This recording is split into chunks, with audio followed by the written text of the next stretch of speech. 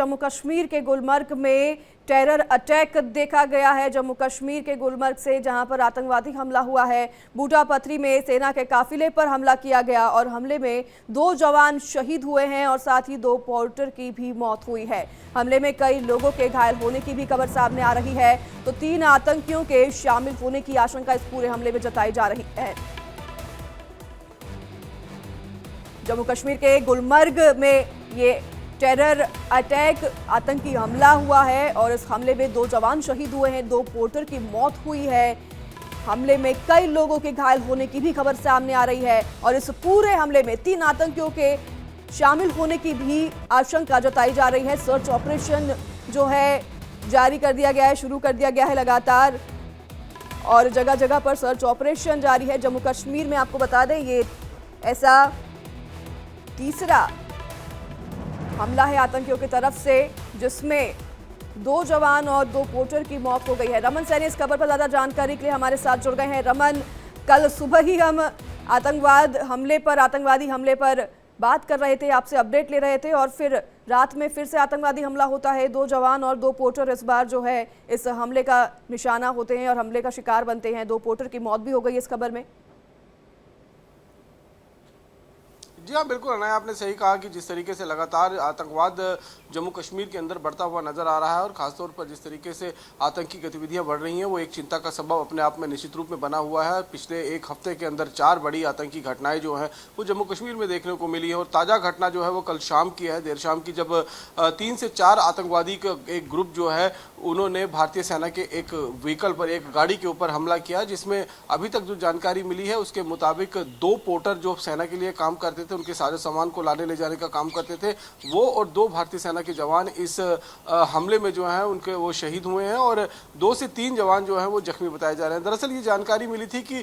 जो line of control बाबा ऋषि और नागिन पोस्ट पड़ती है उसके ठीक सामने पीओके का जो इलाका है वहाँ से 3 से 4 आतंकवादी घुसपैठ कर बूटा पथरी इलाके में पहुंचे थे और वहाँ पर उन्होंने बाकायदा एक अम्बुश लगाकर बैठे हुए थे एक जंगल के बीच में, क्योंकि ये इलाका जो है वो बहुत दुर्गम इलाका है, पहाड़ी इलाका है और यहाँ पर जो है वो कम्युनिकेशन का भी कोई माध्यम नहीं है। सिर्फ आर्मी का कम्युनिकेशन जो है वहाँ चलता है। सिविलियंस के आने जाने की इस इलाके के अंदर पूरी तरीके से मनाही है, क्योंकि लाइन ऑफ कंट्रोल के साथ सटा हुआ इलाका है और अक्सर इस इलाके से, जो नॉर्थ कश्मीर का ये इलाका है, यहाँ से घुसपैठ की कोशिशें होती हैं, तो इसीलिए यहाँ पर सिविलियन के आने जाने की पूरी तरीके से मनाही है। तो यहाँ पर वो 3 से 4 जो आतंकी हैं वो घुसपैठ कर आए और जंगल के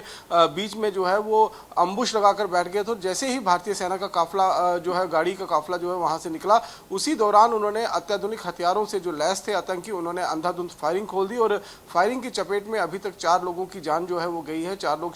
शहीद हुए हैं। रमन, जब हमने देखा पहले शोपियान में भी हमला हुआ, आतंकी हमला हुआ और गांदरबल में भी आतंकी हमला हुआ, गैर कश्मीरियों को खास तौर पर यहाँ पर निशाना बनाया गया, अब सुरक्षा कर्मियों पर यहाँ पर जो है हमला किया गया। टीआरएफ ने जब इस पूरे हमले को जिम्मेदारी ली थी, जब गांदरबल में हमला हुआ था, तो क्या लग रहा है इसके पीछे भी टीआरएफ का हाथ हो सकता है?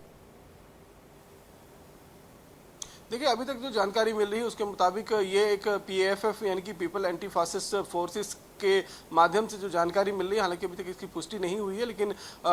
जिस तरीके का आतंकी हमला हुआ है वो सेम उसी तरीके से है जिस तरीके से राजौरी और पुंछ के अंदर आतंकी हमले हुए थे, जिसमें भारतीय सेना के जवान जो हैं वो कहीं ना कहीं हताहत हुए थे और उन्होंने शहादत दी थी। उसी तरीके का ये हमला जो है वो प्लान कर किया गया है, इसलिए पीएफएफ के ऊपर ज़्यादा शक जो है वो इस समय जा रहा है और पीएफएफ के अंदर लश्कर और जैश, इन दोनों के मिले हुए आतंकियों का जो गुट है वो एक्टिव हुआ है इस पूरे इलाके के अंदर। अगर हम देखें तो गुलमर्ग अपने आप में एक टूरिस्ट डेस्टिनेशन है, इसलिए बहुत ज्यादा आतंकी गतिविधियां यहाँ पर नहीं होती थी। हाँ, इस रूट को आतंकी एज ए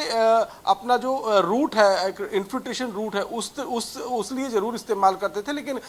जिस तरीके से हमने देखा कि पिछले 1 हफ्ते के अंदर 4 आतंकी हमले, पहला आतंकी हमला 18 तारीख को शोपिया में होता है, दूसरा आतंकी हमला गांदरबल में 20 तारीख को होता है और तीसरा आतंकी हमला कल सुबह ही हम इसकी चर्चा कर रहे थे, जो त्राल का इलाका पड़ता है साउथ कश्मीर का, वहां पर एक 19 वर्षीय वर्षीय युवक को गोली मारने की कोशिश की गई, जो बाल बाल बच गया, और कल शाम को ही ये चौथा बड़ा आतंकी हमला हुआ। तो इससे निश्चित रूप में कहीं ना कहीं जो उमर अब्दुल्ला की नेतृत्व में नई सरकार का गठन हुआ है उसको डिस्टेबलाइज करने की कोशिश जो है वो इस समय आतंकी संगठन की तरफ से किए जा रहे हैं। इसके पीछे भी एक रीजन जो है वो देखा जा रहा है, क्योंकि जब चुनाव प्रचार चल रहा था तब कहीं ना कहीं कांग्रेस और नेशनल कॉन्फ्रेंस, ये दोनों ऐसी पार्टियां थी, इन दोनों ने पाकिस्तान के सुर में सुर मिलाते हुए यहाँ पर धारा 370 को रिस्टोर करने की बात कही थी, यहाँ पर और कई वादे किए थे। लेकिन जैसे ही उमर अब्दुल्ला का ये तय हुआ कि वो चीफ मिनिस्टर बनने जा रहे हैं, तो उमर अब्दुल्ला ने धारा 370 का जो मुद्दा है उससे पूरी तरीके से यू टर्न ले लिया। इससे कहीं ना कहीं अब पाकिस्तान को लग रहा है कि उनको बिट्रेट किया गया है उमर अब्दुल्ला की तरफ से। तो इस तरीके से कहीं ना कहीं नाराजगी और बौखलाहट जो है वो पाकिस्तान और पाकिस्तान की ISI, पाकिस्तान की आर्मी और पाकिस्तान परस्त जो आतंकी हैं उनमें देखने को मिल रही है। इसीलिए ये आतंकी घटनाएं जो हैं एकाएक बढ़ती हुई नजर आ रही हैं। इन्फिल्ट्रेशन की कोशिशें भी लगातार जो है वो पूरे कश्मीर घाटी के अंदर और जो नॉर्थ ऑफ पीर पंजाल का इलाका पड़ता है, इसके साथ साथ